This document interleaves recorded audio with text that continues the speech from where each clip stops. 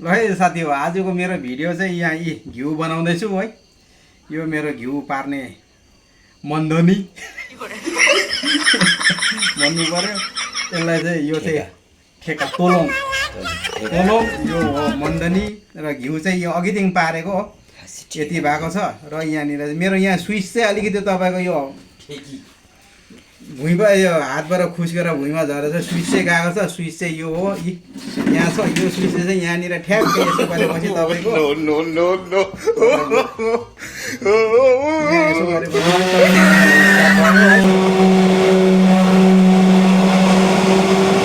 र तपाईँहरूले चाहिँ अब मन्दनी र यो ठेकी चाहिँ अब तपाईँहरू बजार एरियामा बस्नु भएको छ भने चाहिँ यस्तो खालको बट्टा लिनुहोस्। अन्त यो किन्नुहोस्। यो ज्यादा पर्दैन, 1200-1300 रुपियाँ पर्छ। यो अलराउन्डर हो। यो यसमा मेरो जुस सुस पनि बनिन्छ, सब कुरो बनिन्छ। र यसरी अब बजारमा बस्नु भएको छ भने चाहिँ यो पाराले हो। गाउँ बस्तीमा बस्नु भएको छ भने चाहिँ ठुलो ठेकीहरू मन्दनीहरू बनाएर बस्नुहोस्। र यसरी पार्न सजिलो हुन्छ। यो घिउ चाहिँ मेरो यसरी परिसक्यो। विकासमा यो भयो यो घिउ भएको छैन है, यो अलिकति भएको छैन रहेछ।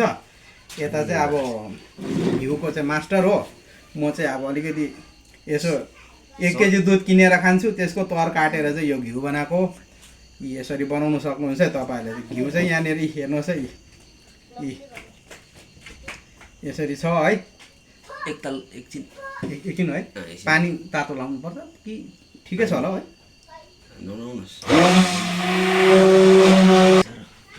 फिटेको छैन,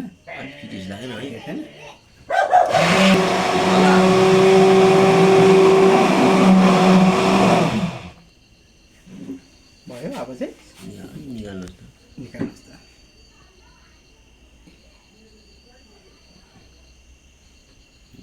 भएछ है, भयो भयो।